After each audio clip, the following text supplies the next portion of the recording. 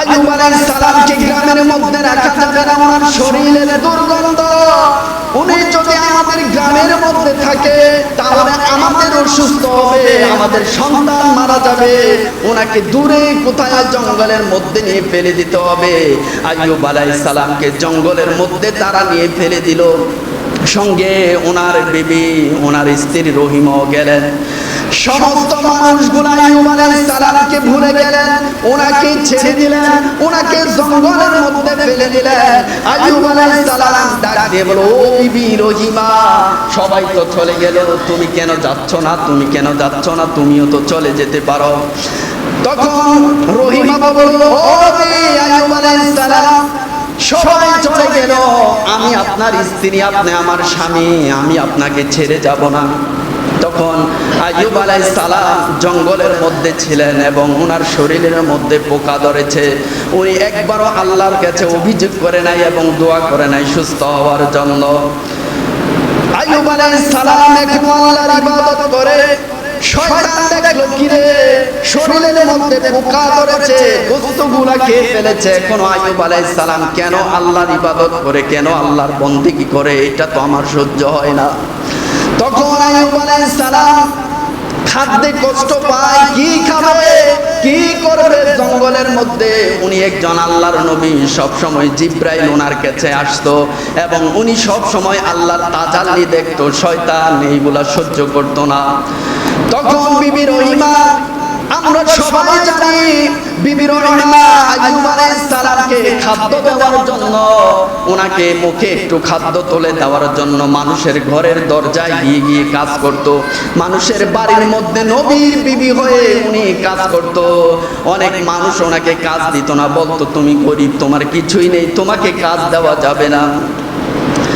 এমন করে আইয়ুব আলাইহিস সালামকে খাদ্য দিত বিবি রহিমা।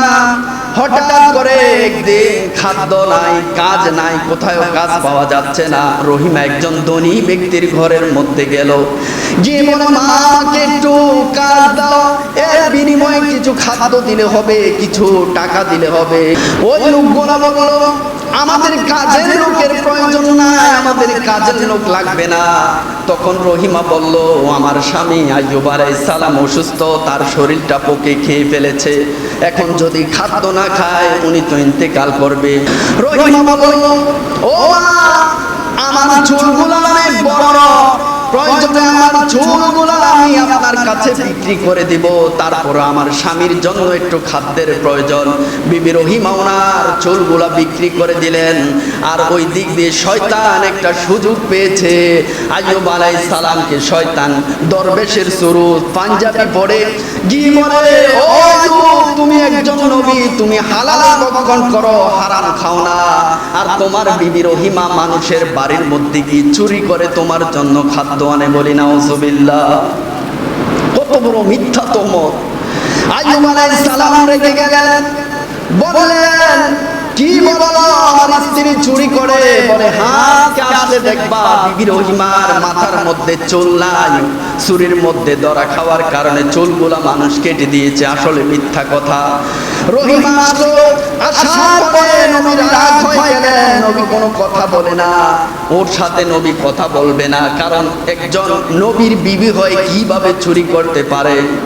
আজকে নবী তাকাচ্ছে না রহিমার দিকে, রহিমা দুই চোখের পানি ছেড়ে দিয়েছে, যার জন্য এত কষ্ট করে তিনি আজকে রেগে গেলেন, আমার দিকে তাকাচ্ছেন না, কি ঘটনা, কি হলো। তখন স্বামীকে ধরে বলো, কি হয়েছে আপনার, কেন খাদ্য খাচ্ছেন না? আপনি তো মারা যাবেন খাদ্য না খেলে।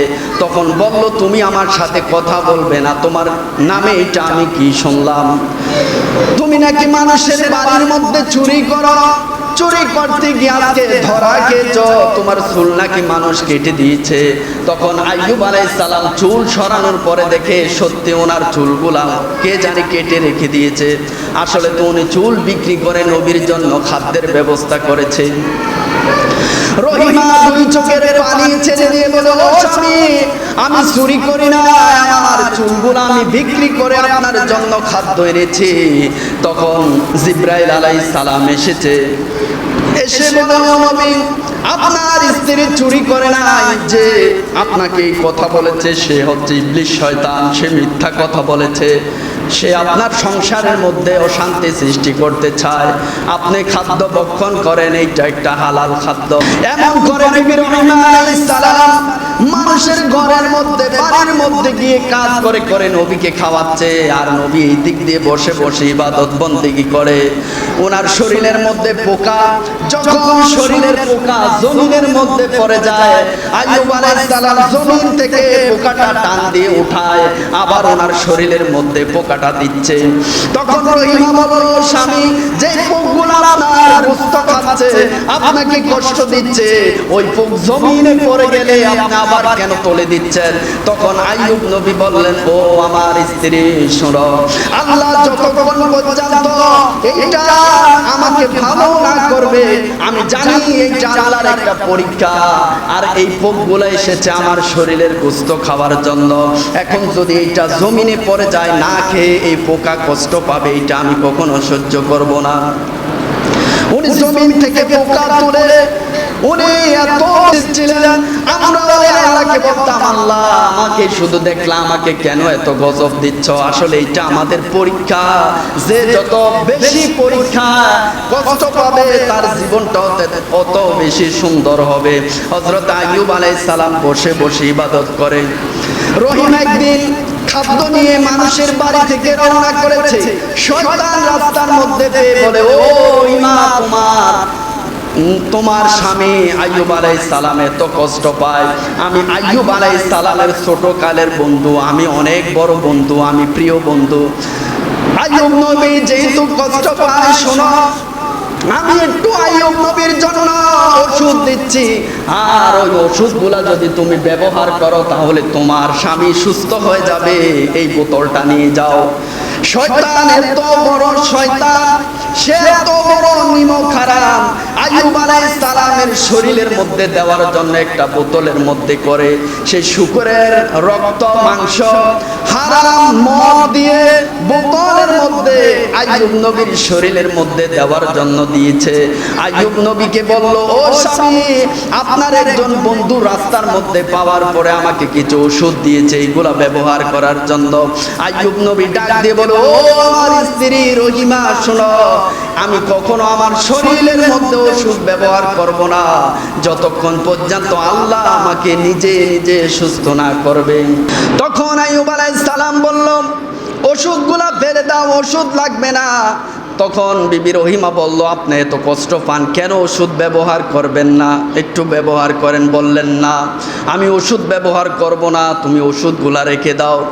যেই সময় এই বোতল আনা হলো, ওই সময় থেকে আইয়ুব নবী আর আল্লাহর নূরের তাজাল্লি দেখে না। আল্লাহর সাথে সম্পর্ক নষ্ট হয়ে গিয়েছে আইয়ুব নবীর। হঠাৎ আইয়ুব নবী চিন্তায় পড়ে গেল, কান্না শুরু করলো, হায় রে, আমি মনে হয় কি অপরাধ করেছি, কি ভুল করেছি, আল্লাহ আমার সাথে আজকে দেখা দিচ্ছে না, আল্লাহর নূরের তাজাল্লি দেখি না, জিবরাইল আলাইহিস সালাম আসে না, কি হয়ে গেল? উনি কান্না শুরু করে দিলেন। এমন করে একদিন, 2 দিন, 3 দিন সময় গেল। হঠাৎ একদিন জিবরাইল এসেছে, এসে বলে, ও নবী আইয়ুব আলাইহিস সালাম, আপনি কিভাবে হারাম জিনিস রেখে আপনার পাশে আপনার আল্লাহর নূরের তাজাল্লি আপনি দেখতে চান? এইটা কখনো সম্ভব হবে না।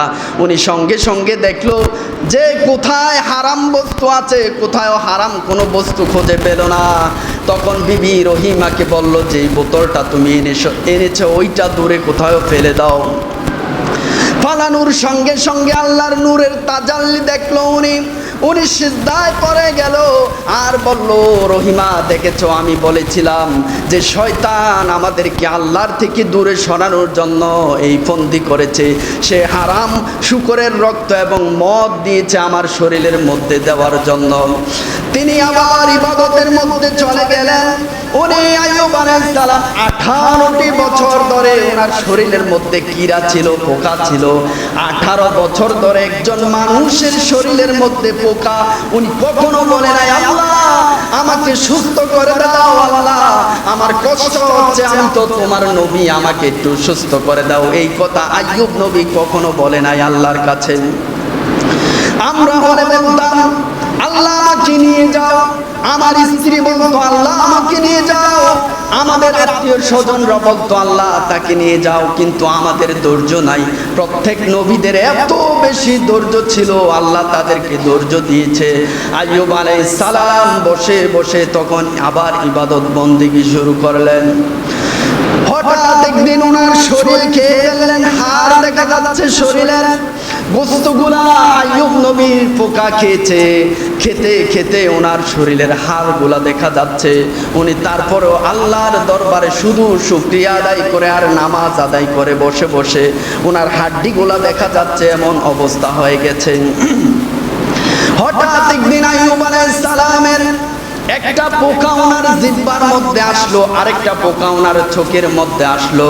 উনি তখন কান্না করে দিয়েছে আল্লাহর দরবারে, দুই চার চোখের পানি ছেড়ে ছেড়ে কান্না শুরু করে দিয়েছে। দুই চোখের পানি ছেড়ে দিয়ে আল্লাহর কাছে বলো, আল্লাহ আমি আইয়ুব আলাইহিস সালাম আজকে 18টি বছর ধরে এত কষ্ট পাচ্ছি, আপনার কাছে অভিযোগ করি নাই গো আল্লাহ। আজকে আমার জবান এবং আমার চক্ষু যদি পোকে খেয়ে ফেলে, ও রব্বুল আলামিন এই জবান দিয়ে এই জিহ্বা দিয়ে আমি আপনার ইবাদত বন্দেগী করি এবং এই চোখ দিয়ে আমার স্ত্রীকে আমি দেখি, আমি চোখ দিয়ে দেখে দেখে আমি ইবাদত করি, আর এই জিহ্বা দিয়ে আমি আপনার জিকির করি। আল্লাহ আপনার কাছে একটাই ফরিয়াদ, আমার এই চক্ষু এবং জিহ্বাটা যেন পোকায় না খায়, আর সব কিছু যদি খেয়ে ফেলে তাহলে আমার কোনো অভিযোগ নাই গো আল্লাহ। আল্লাহ বলে, ও জিবরাইল, আমার বন্ধুকে আমি পরীক্ষার মধ্যে ফেলে দিলাম, আর আমার বন্ধু পরীক্ষায় উত্তীর্ণ হয়েছে, পরীক্ষায় পাশ করে ফেলেছে। দেখো আমার বন্ধু যদি সারা বছর এইভাবে রেখে দেই সে অভিযোগ করবে না। আল্লাহ এত বেশি খুশি হলো, ও জিবরাইল দেখো আমার ইবাদত বন্দেগী করার জন্য সে জিহ্বা খেতে যখন পোক গেল আমার কাছে অভিযোগ করেছে যেন জিহ্বাটা না খায়, তাহলে ইবাদত করতে পারবে না। আল্লাহ বলে, আমি এত বেশি খুশি হলাম আইয়ুব আলাইহিস সালামের উপরে, এত বেশি খুশি হলাম আমি আল্লাহ, এত বেশি খুশি হলাম আমি আল্লাহ আইয়ুব আলাইহিস সালামকে এখনই সুস্থ করে দিব। 18 বছর ধরে উনি কষ্ট করেছেন।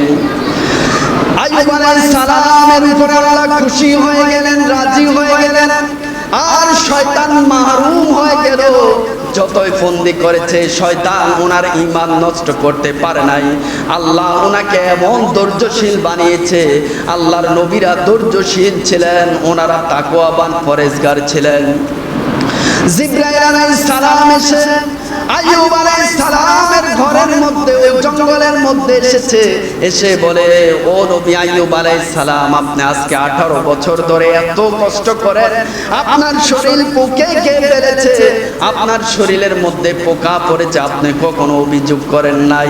আজকে আল্লাহ আপনার উপরে এত বেশি খুশি হয়েছে। ও আইয়ুব আলাইহিস সালাম, আজকে আপনি আল্লাহকে খুশি করিয়েছেন এবং আল্লাহ আপনার উপরে রাজি খুশি হয়ে গিয়েছে। জিবরাইল এসে বলে, ও আইয়ুব আলাইহিস সালাম, আপনার পা দিয়ে ওই জমিনের মধ্যে আপনি আঘাত করেন। আল্লাহ বলেছে আপনার পা দিয়ে যদি আপনি জমিনের মধ্যে আঘাত করেন তাহলে আপনার পায়ের নিচ থেকে আল্লাহ একটা ঝর্ণা প্রবাহিত করে দিবেন।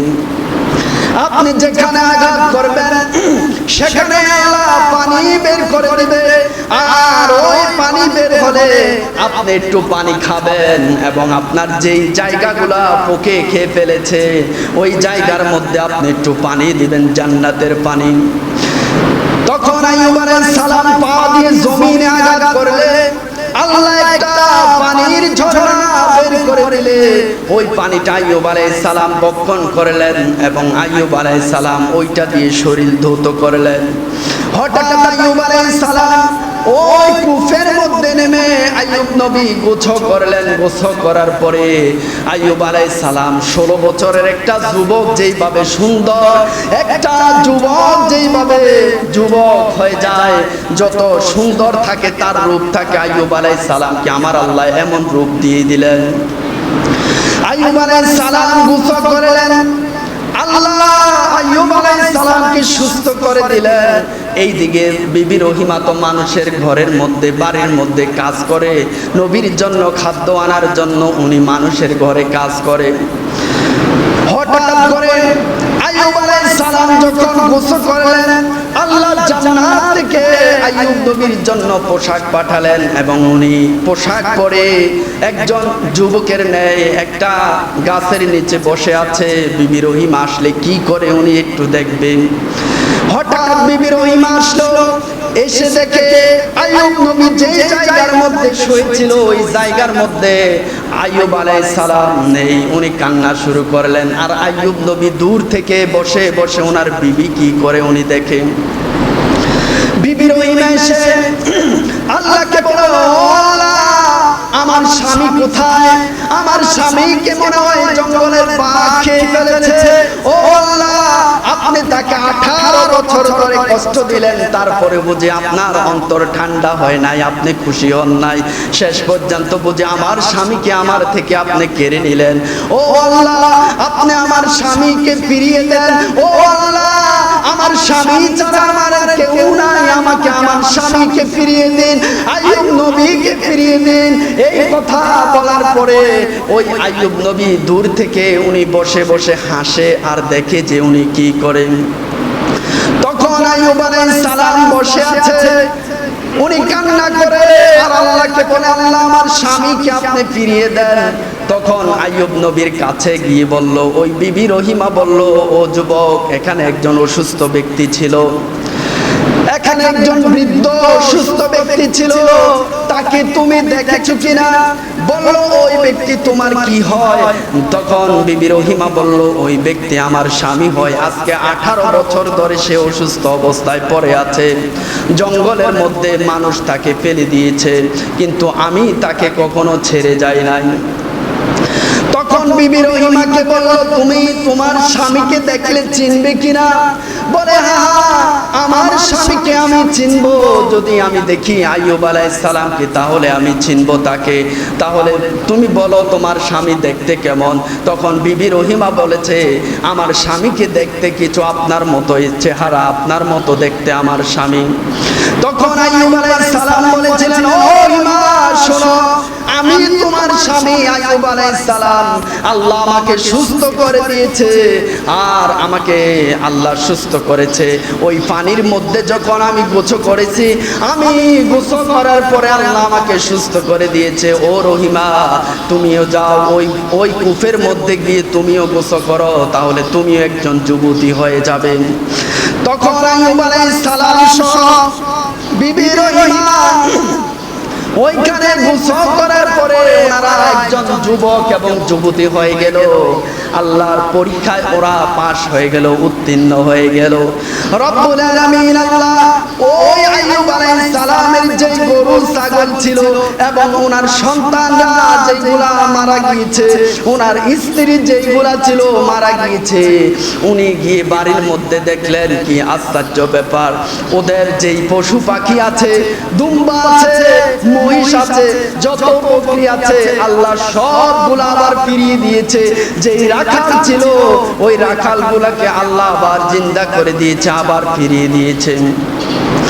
আইয়ুব আলাইহিস সালামকে ওই রাখালগুলা এসে বলে, ও নবী আইয়ুব আলাইহিস সালাম, আমাদের যে সম্পদ নষ্ট হয়েছে, যে আমাদের যে খামারগুলা আগুনে পড়ে গিয়েছে, আজকে আল্লাহ আবার আমাদের ওইগুলা ফিরিয়ে দিয়েছে।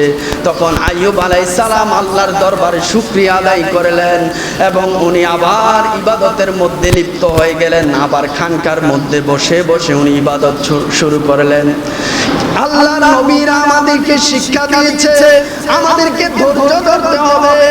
আর এখানে শিক্ষা হচ্ছে একজন নারী এবং পুরুষ, স্বামী এবং স্ত্রীর মধ্যে কতটুকু মুহাব্বত থাকতে হবে। আল্লাহ এই জন্য বলেছেন, আল্লাহর রাসূলকে আমার আল্লাহ ডাক দিয়ে বলেন, ইয়া রাসূলুল্লাহ, ইয়া হাবিবাল্লাহ, নবী গো, যদি মানুষকে সিজদা করার অনুমতি থাকতো, তাহলে আমি নবীজি, তাহলে আমি আল্লাহ বলতাম যে প্রত্যেক স্ত্রী যেন তার স্বামীকে সিজদা করে, আমি এটা বলে দিতাম। স্বামী এবং স্ত্রীর এত হক, আজকে আমাদের স্বামী এবং স্ত্রীর হক আমরা বুঝিলাম। তাহলে আমরা শিখলাম আইয়ুব আলাইহিস সালাম থেকে আমাদেরকে ধৈর্য যদি আপনি ধরতে পারেন, ধৈর্য আপনাকে ধরতে হবে। ধৈর্যের সারা গাছের মধ্যে যদিও কাঁটা থাকে, কিন্তু ওই কাঁটাযুক্ত ফল গাছের ফলটা অনেক মিষ্টি হয়। আমরা আইয়ুব নবীর জীবনী থেকে দেখলাম। এই জন্য আমাদেরকে ধৈর্য ধরতে হবে। স্বামী এবং স্ত্রীর মধ্যে মোহাব্বত থাকতে হবে। স্বামী তার স্ত্রীকে খেদমত করবে, স্ত্রী তার স্বামীকে খেদমত করবে। স্বামী কখনো স্ত্রীকে আঘাত করবে না, এবং স্ত্রী যদি দেখে তার স্বামীর অভাব হয়েছে এবং তার স্বামীর কোনো সমস্যা হয়েছে, অসুস্থ হয়েছে, এগুলা আমার নবীর সুন্নাত এবং আইয়ুব আলাইহিস সালাম থেকে আমরা শিখলাম।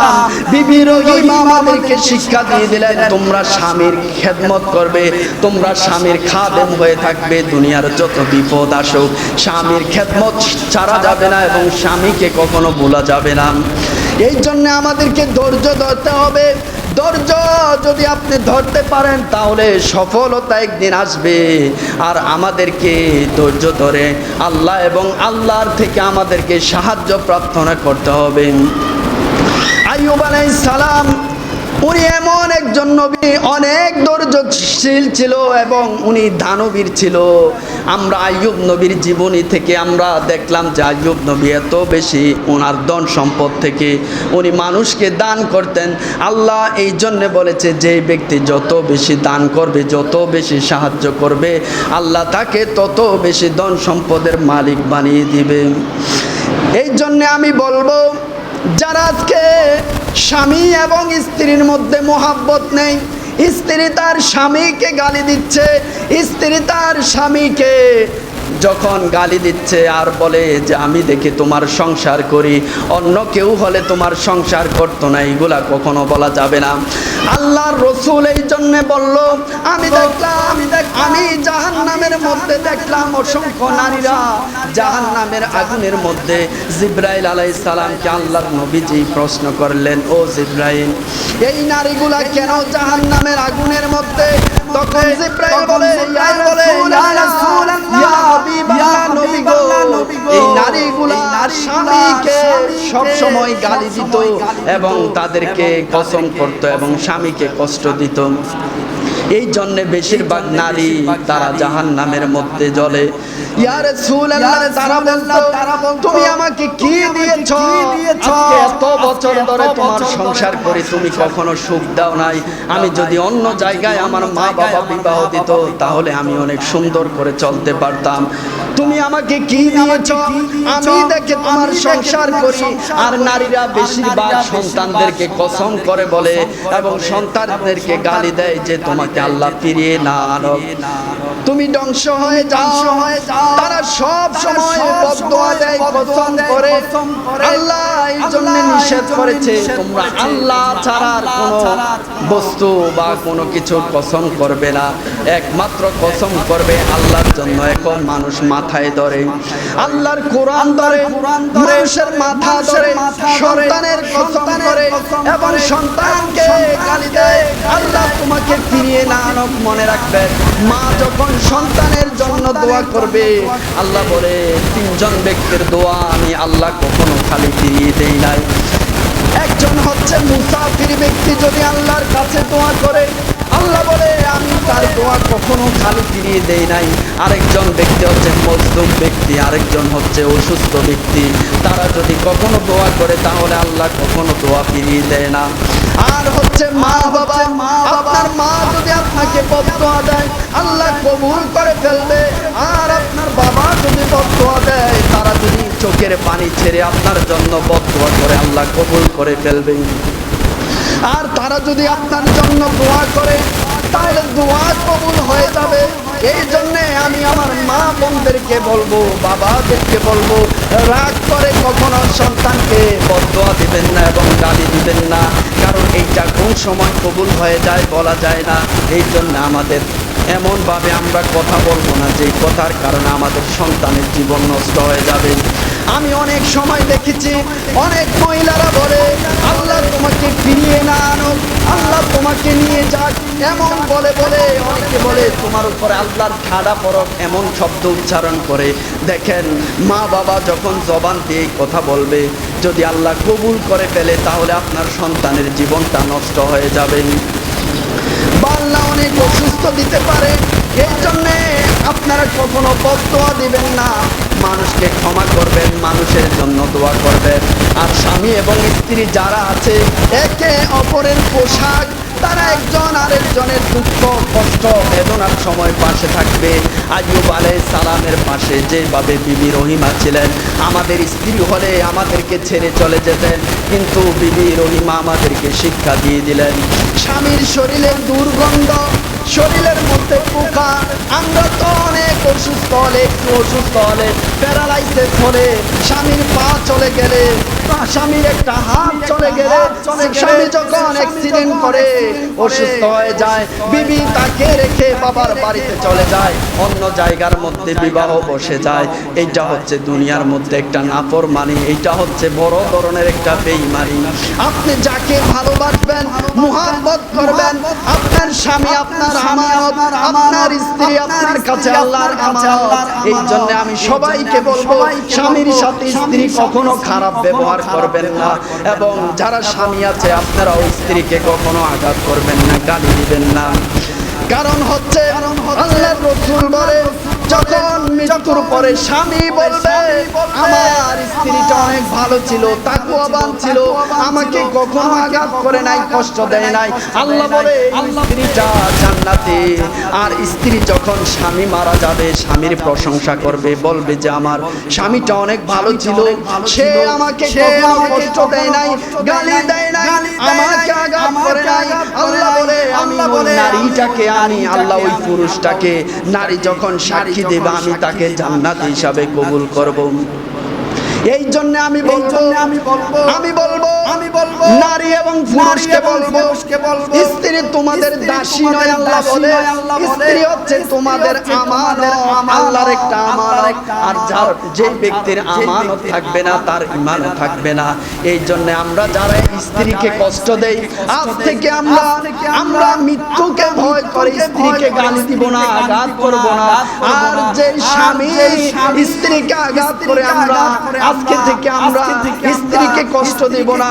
আর যে স্ত্রী স্বামীকে গালি দেয়, স্বামীকে ভালোবাসে না, স্বামীকে মোহাব্বত করে না, আমি তাদেরকে বলবো আপনারাও তওবা করে স্বামীকে মোহাব্বত করেন, ভালোবাসেন। আপনার স্বামী হচ্ছে বিবাহের পরে আপনার আপন। মা বাবা আপনার আপন হবে না বিবাহের পরে। মা বাবাকে বিবাহ দিয়েছি, মৃত্যুর আগ পর্যন্ত স্বামীর সাথে থাকতে হবে। আর আমরাও আমাদের জীবন সঙ্গিনীকে নিয়ে আমাদের জীবন যতদিন থাকবে ততদিন আমরা তার সাথে সংসার করতে হবে। এই জন্য আমি সবাইকে বলবো, মা বোনদেরকে বলবো, আল্লাহর আমানত। আর যদি জান্নাত পেতে চান, স্বামীর খাদেমা হয়ে যান।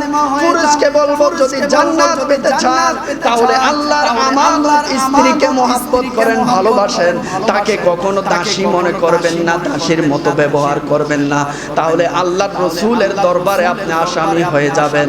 স্বামীকে এই জন্য আমি বলবো, মহিলাদেরকেও বলবো, মহিলা এবং পুরুষকে বলবো, আজকে আমাদের ভালোবাসা উঠে যাচ্ছে, টাকা হয়েছে, পয়সা হয়েছে, কিন্তু স্বামী এবং স্ত্রীর মধ্যে আমাদের মহব্বত নষ্ট হয়ে গিয়েছে। এই জন্য আমরা আমাদের স্বামীদেরকে আমরা মহব্বত করব। বাহির থেকে তারা যখন কষ্ট করে আসবে, আমরা তাদেরকে ভালোবাসা দিয়ে বরণ করে নিব। স্ত্রীর মাথা গরম হলে স্বামী চুপ থাকবেন, এবং স্বামীর যখন মাথা গরম হবে স্ত্রী চুপ, যখন স্ত্রীর মাথা গরম হবে স্বামী চুপ হয়ে যাবেন। একজন আরেকজনের যখন ধৈর্যশীল হবে তখন সংসারে সুখে আসবে। আমরা এখন কোন একজন আরেকজনকে আমরা ছাড় দিচ্ছি না, ক্ষমা করি না। আমরা মনে করি যে স্ত্রী হচ্ছে দাসী আর স্বামী হচ্ছে আমার ভালোবাসার গোলাম। এইটা কখনো মনে করা যাবে না। আল্লাহ পাক রব্বুল আলামিন আমাদের সবাইকে বুঝার তৌফিক দান করুক, এবং স্বামী এবং স্ত্রীর মধ্যে আল্লাহ যেন মহব্বত পয়দা করে দেয়।